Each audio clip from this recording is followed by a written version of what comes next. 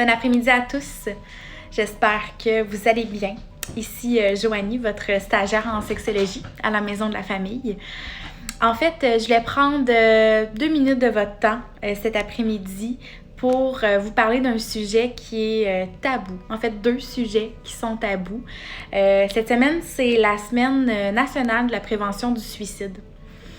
Qu'est-ce qui amène au suicide souvent? C'est la dépression. Donc, je voulais vous parler de ces 2 sujets-là, la dépression et le suicide, parce que je pense que plus qu'on l'aborde, plus qu'on en parle, moins que c'est tabou. Hein. C'est souvent ça, un sujet qui est tabou, c'est parce qu'on n'en parle pas, puis on le comprend pas. Donc, je voulais vous en parler un petit peu plus, puis vous donner des ressources pour vous aider si vous n'allez pas bien, parce que vous avez le droit de pas bien aller.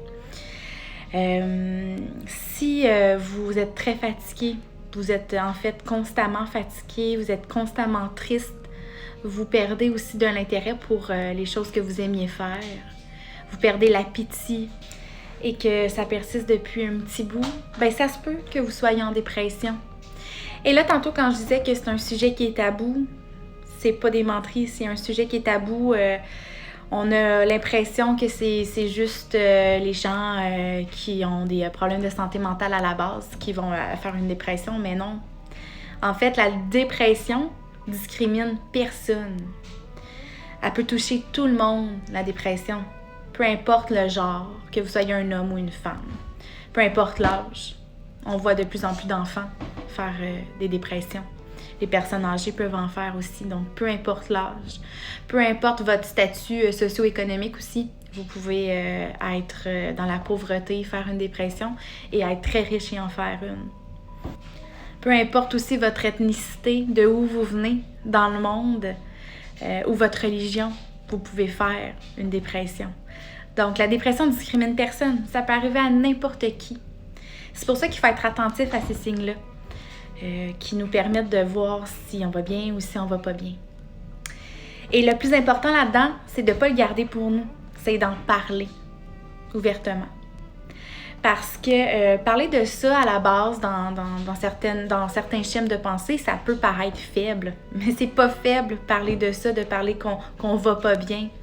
Moi, je trouve que c'est très, très courageux de parler de ça, puisque c'est un sujet qui est tabou, justement.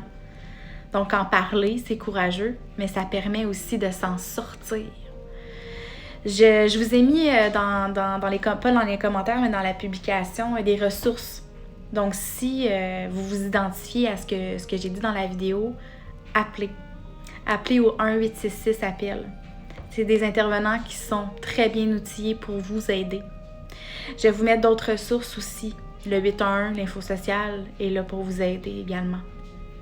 Vous pouvez appeler votre intervenante si vous en avez une. À la Maison de la Famille aussi, j'en profite pour vous dire qu'on a une nouvelle activité en fait qui s'appelle Décompresse parents. Donc, c'est les mercredis matins. Un mercredi matin sur 2, donc qui remplace un café-causerie. Vous êtes les bienvenus à venir nous voir, Annie et moi. Si vous n'allez pas bien, on est là. On est là pour ça, on est là pour vous écouter.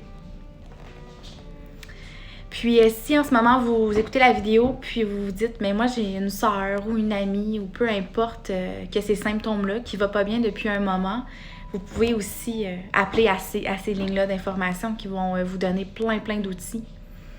Mais vous pouvez l'aider en étant là pour elle. Pas seulement en disant « je suis là, appelle-moi s'il y a quelque chose » parce que la personne ne va pas prendre le téléphone et vous appeler. Prendre des nouvelles à chaque jour. Des petites pensées par écrit. Aider quelqu'un, ça coûte rien. Un appel au téléphone, ça coûte rien. Ça coûte votre temps.